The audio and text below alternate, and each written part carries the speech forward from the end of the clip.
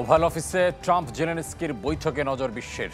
ইউক্রেনকে ভবিষ্যৎ নিরাপত্তা সুরক্ষা দিতে বদ্ধপরিকর ইউরোপীয় নেতারা।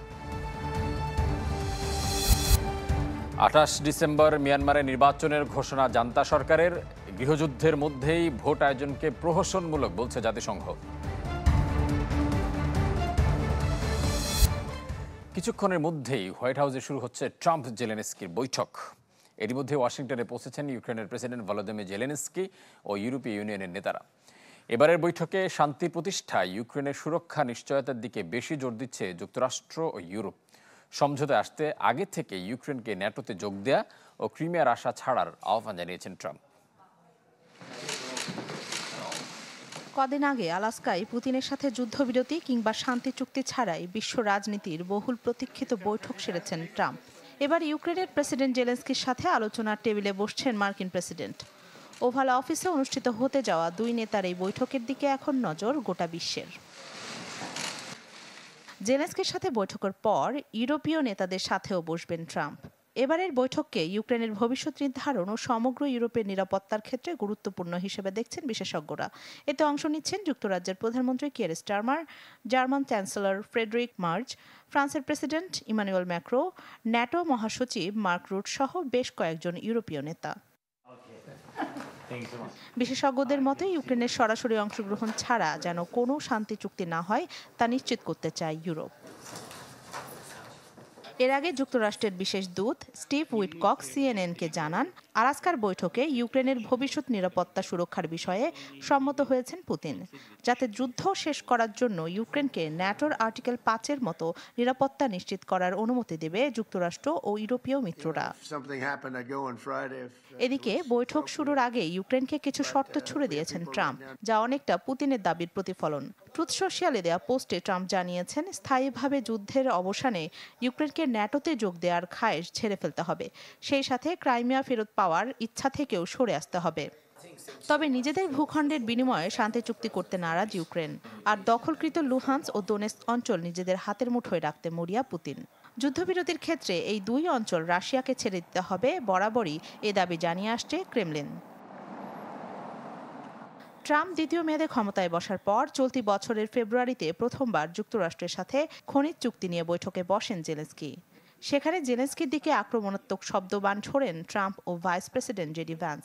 বাকবিতণ্ডার জেরে নির্দিষ্ট সময়ের আগেই শেষ হয় বৈঠকটি। এরপর ইউক্রেনে কিছু সময়ের জন্য সামরিক সহায়তা বন্ধ রাখে যুক্তরাষ্ট্র, যদিও পরবর্তীতে তা আবার চালু করার সিদ্ধান্ত নেন ট্রাম্প। রাখি জেসমিন, চ্যানেল 24।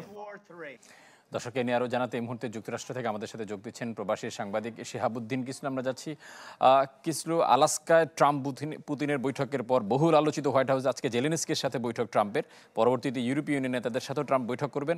এখন প্রশ্ন হচ্ছে, এই বৈঠকটা জেলেনস্কির সাথে ট্রাম্পের বৈঠকটা কতটা ফলপ্রসূ হবে এবং সেখান থেকে কোনো ধরনের শান্তি চুক্তি হওয়ার সম্ভাবনা রয়েছে কিনা? এখন আমরা যতটুকু জানি যে একটার সময় জেলেনস্কির সাথে প্রেসিডেন্ট ট্রাম্পের বৈঠক হবে এবং এরপরে তারা মধ্যাহ্নভোজে অংশ নেবেন। আপনারা যেটি জেনেছেন যে আসলে এই বিশেষ করে ব্রিটিশ প্রাইম মিনিস্টার এবং ন্যাটোর যে সেক্রেটারি সহ ইতালি, জার্মানি, ইভেন ফিনল্যান্ড সহ বিভিন্ন ইউরোপিয়ান নেতারা এর মধ্যে আছে। হেভি ওয়েট আপনি বলতে পারেন যে অ্যাপ্রোচ হোয়াইট হাউসে, এবং অবশ্যই এটা তাদের অতীতের বিষয়গুলো তারা মাথায় নিয়ে আসছেন। কিন্তু যে বিষয়টি দেখা যাচ্ছে যে প্রেসিডেন্ট ডোনাল্ড ট্রাম্প কিন্তু তার ইতিমধ্যেই তার যে অর্থনৈতিক কূটনীতি সেই ক্ষেত্রে কিন্তু সাফল্য দেখিয়েছেন। এবং জানেন যে একটি কথা বলা দরকার, প্রেসিডেন্ট জেলেনস্কির যে পোশাকের যে সমালোচনা ছিল সেদিক থেকে কিন্তু সে এবার একটি মিলিটারি স্টাইল স্যুট ব্যবহার করবেন। তিনি আর আগের মতো সেই গেঞ্জি পরে আসবেন না হোয়াইট হাউসে, এরকম একটি তথ্য নিশ্চিত হওয়া গেছে। এবং একইভাবে যে বিষয়টি মনে হচ্ছে যে এবার প্রেসিডেন্ট ট্রাম্পের একটি সার্থকতা দেখা যাবে, যেটি অনেকেই আশা করেননি, কিংবা যদি ট্রাম্পের কাছে তারা মনে করেছিল যে প্রেসিডেন্ট ট্রাম্প রাজনৈতিকভাবে ততটা মুনশিয়ানার পরিচয় দিতে পারেননি যেমনটা অতীতে, এবার হয়তো তারা এবারও তিনি পারবেন না। কিন্তু বেসিক্যালি যে বিষয়টি যে অন্যান্য যে আনুষঙ্গিক কাজগুলো তিনি এগিয়ে এনেছেন, যেটি আপনারা বলছিলেন আমরা এর আগের সংবাদে যে জেলেনস্কি কি ছাড় দিতে হবে, সেদিক থেকে যেটি মনে হচ্ছে যে প্রেসিডেন্ট গত সপ্তাহের যে বৈঠক, সেই বৈঠক থেকে একটি জিনিস নিশ্চিত যে প্রেসিডেন্ট পুতিন যেটি বলেছিলেন যে আমরা ন্যাটো মেম্বারশিপ এই দিক থেকে সরে আসতে পারি, তাদের মূল দাবি ছিল সেখান থেকে চলে আসে এবং নিরাপত্তার গ্যারান্টি তিনি দেবেন। তো সেই জায়গা থেকে যে মূল বিষয়টি উঠে আসছে, প্রেসিডেন্ট ট্রাম্প কিন্তু সেই জায়গাটায় ফোকাস করছেন। তার যে একটি দীর্ঘমেয়াদী লক্ষ্য আছে, রাজনৈতিক লক্ষ্য দেশেরও সেই দিকে সামনে মিডটার্ম ইলেকশন এবং ব্যক্তিগতভাবে তার একটি বিষয় রয়েছে শান্তি প্রতিষ্ঠার ক্ষেত্রে। আন্তর্জাতিক ক্ষেত্রে তিনি অনেকবার বলেছেন যে আমি তো শান্তি পুরস্কার পাওয়ার যোগ্য। তো সবকিছু মিলে যে বিষয়টি মনে হচ্ছে যে এবারের এই বৈঠকটি যেহেতু ইউরোপিয়ান লিডার এবং ন্যাটো লিডাররা রয়েছেন, তাদেরকে নিয়েই ট্রাম্প একটি সার্থক সামিটের দিকে বা সার্থক বৈঠকের দিকে যাচ্ছেন বলেই মনে হচ্ছে। কিসলু, আপনাকে অসংখ্য ধন্যবাদ। দর্শক, যুক্তরাষ্ট্র থেকে প্রবাসী সাংবাদিক শিহাবুদ্দিন কিসলু ট্রাম্প জেলেনস্কির বৈঠক নিয়ে আমাদেরকে বিস্তারিত জানাচ্ছিলেন। যাচ্ছি পরবর্তী প্রসঙ্গে। 5 বছর পর আবারও সাধারণ নির্বাচন হতে যাচ্ছে মিয়ানমারে। চলতি বছর 28 ডিসেম্বর থেকে শুরু হবে প্রথম ধাপের ভোট। তবে নির্বাচনে অংশ নিতে পারবে না অং সান সুচির দল। জাতিসংঘ সহ মানবাধিকার সংস্থাগুলো এই নির্বাচন আয়োজনকে প্রহসনমূলক বলে দাবি করেছে। দীর্ঘ গৃহযুদ্ধ, জান্তা শাসন, নিষেধাজ্ঞা আর সমালোচনায় যখন বিপর্যস্ত মিয়ানমার, তখন অনেকটা আচমকা ঘোষণা আসে জরুরি অবস্থা প্রত্যাহারের। এর 17 দিন পর এলো সাধারণ নির্বাচনের তারিখের ঘোষণা। সোমবার রাষ্ট্রীয় গণমাধ্যমে জানানো হয় দেশটিতে প্রথম ধাপের ভোট হবে 28 ডিসেম্বর। পরবর্তীতে জানানো হবে দ্বিতীয় ধাপের তারিখ। 2001 সালে সামরিক অভ্যুত্থানের পর এটি হবে মিয়ানমারের প্রথম জাতীয় নির্বাচন।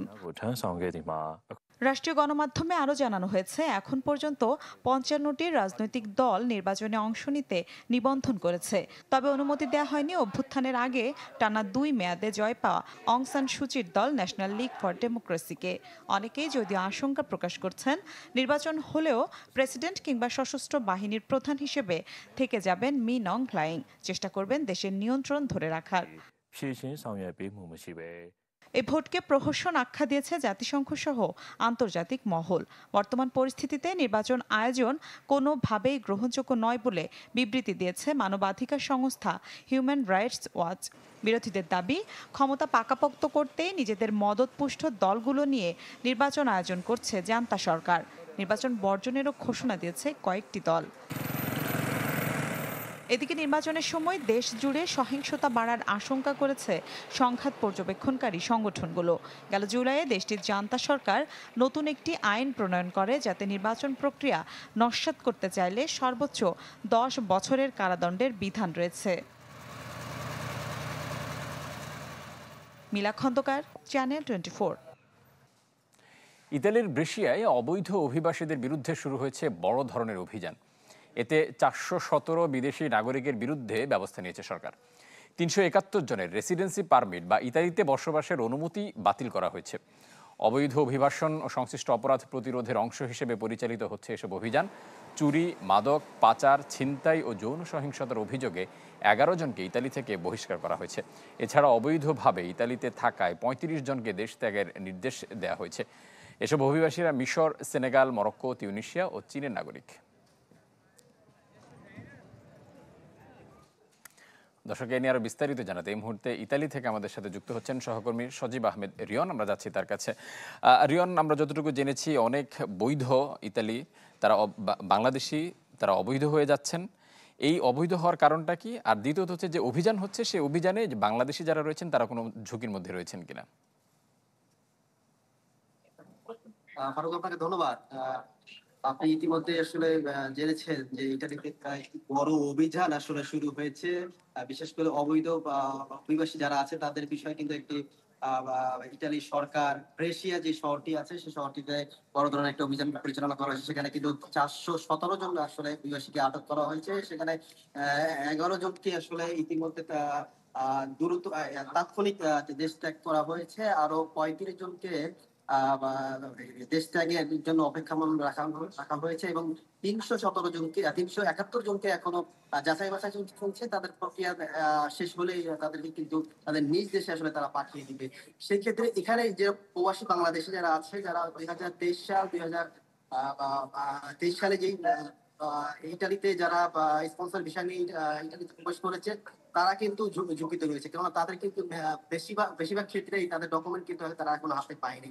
অনেক হাজার হাজার প্রবাসী এখন অবৈধ হয়ে রয়েছে, এই ডকুমেন্টের অপেক্ষায় তারা কিন্তু আছে, কেননা কেউ মালিক খুঁজে পাচ্ছে না। এবং এখানকার যারা আসলে ভুক্তভোগী যারা আছে তারা কিন্তু মানবিক জীবনযাপন পার করছে। পুলিশ দেখা মাত্রই কিন্তু তাদেরকে আটক করা হচ্ছে, ডকুমেন্ট ঠিক না থাকার কারণে কিন্তু তাদেরকে দেশে পাঠিয়ে দেওয়া হচ্ছে এবং বিভিন্ন তাদেরকে শাস্তিমূলক আসলে ব্যবস্থা তারা নিয়ে থাকে। তো সেই ক্ষেত্রে আসলে এখানে প্রবাসী বাংলাদেশিদের আসলে আতঙ্ক বেড়ে গিয়েছে। আমি একজন প্রবাসী বাংলাদেশের কাছ থেকে আসলে জানার চেষ্টা করবো যে তারা আসলে এরকম আতঙ্ক। রিয়ন, আপনাকে অসংখ্য ধন্যবাদ। সময় স্বল্পতা আমরা এখানে শেষ করতে হচ্ছে। দর্শক, ইতালি থেকে অবৈধ অভিবাসীদের বিরুদ্ধে চলমান অভিযান বিষয়ে জানাচ্ছিলেন সহকর্মী সজীব আহমেদ রিয়দ। দর্শক, হোয়াইট হাউসের ওভাল অফিসে চলছে বহুল আলোচিত ট্রাম্প জেলেনস্কি বৈঠক। আমরা সরাসরি চলে যাচ্ছি সেখানে। A lot of attacks and a lot of wounded people, and the child was dead, small one year and a half. So we need to stop this war, to stop Russia, and we need support American and European partners, and we will do our best for this. So, and I think we show that we are strong people, and we supported the idea of the United States, of personally of President Trump, to stop this war, to make a diplomatic way of finishing this war, and we are ready for trilateral, as President said. This is a good signal about trilateral. I think this is very good. Thank you. Mr. President,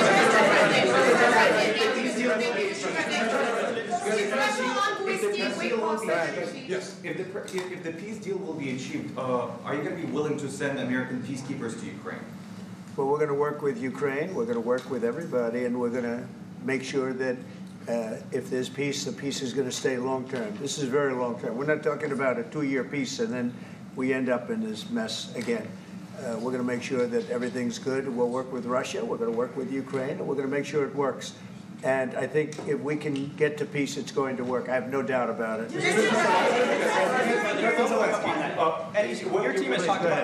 Your team has talked about security guarantees. Could that involve U.S. troops? Would you roll that out in the future? We'll let you know that maybe later today. We're meeting with 7 great leaders of great countries also, and we'll be talking about that. They'll all be involved, but there'll be a lot of help. When it comes to security, there's going to be a lot of help. It's going to be good. They are first line of defense because they're there. They're Europe. But we're going to help them out also. We'll be involved.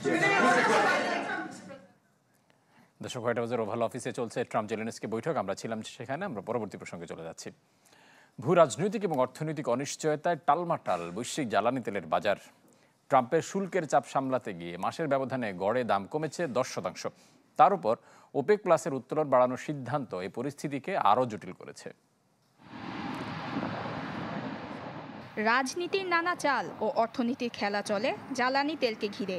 তবে বিশ্ব মানচিত্রে তেল উৎপাদনের শীর্ষে হাতে গোনা কয়েকটি দেশ, যারা বৈশ্বিক মোট উৎপাদিত জ্বালানি তেলের অন্তত 50% উৎপাদন করলেও বাজারের নিয়ন্ত্রণও নেই তাদের হাতে। এনার্জি ইনস্টিটিউশন বলছে 2024 সালে প্রতিদিন 19 মিলিয়ন ব্যারেল তেল উত্তোলন করে সবার শীর্ষে ছিল মার্কিন যুক্তরাষ্ট্র। প্রতিদিন 11 মিলিয়ন ব্যারেলের বেশি তেল উত্তোলন করে দ্বিতীয় এবং তৃতীয় স্থানে রয়েছে সৌদি আরব এবং রাশিয়া। কানাডা রয়েছে চতুর্থ অবস্থানে এবং দেশটির অবদান 6%। এই 4টি দেশ গত বছর মোট জ্বালানি তেলের 50% উত্তোলন করলেও তেলের বাজারের দখলদারি নেই কোনো একক দেশের হাতে। সম্প্রতি মার্কিন শুল্ক নীতি এবং ভূরাজনৈতিক উত্তেজনায় অস্থিরতায় বাজারে ট্রাম্পের শুল্ক ঘোষণার পর অপরিশোধিত জ্বালানি তেলের দাম ঠেকে $72। ট্রাম্প এবং পুতিন বৈঠকের পর তেলের দাম নামে $66 নিচে। অন্যদিকে জ্বালানি তেলের পট্টি দামের মধ্যেও সেপ্টেম্বরে তেল উত্তোলন বাড়ানোর ঘোষণা দিয়েছে তেল উত্তোলনকারী দেশগুলোর জোট OPEC plus. Nusrat Moumi, channel 24। দর্শকে ছিল আজকের Islami bank PLC world news টুডেতে। বিশ্বের গুরুত্বপূর্ণ সব সংবাদ ও বিশ্লেষণ জানতে একই সময় চোখ রাখুন চ্যানেল 24 এর পর্দায়। এছাড়াও দেখতে পারেন ফেসবুক এবং ইউটিউবে। আর এতক্ষণ সাথে থাকার জন্য ধন্যবাদ সবাই।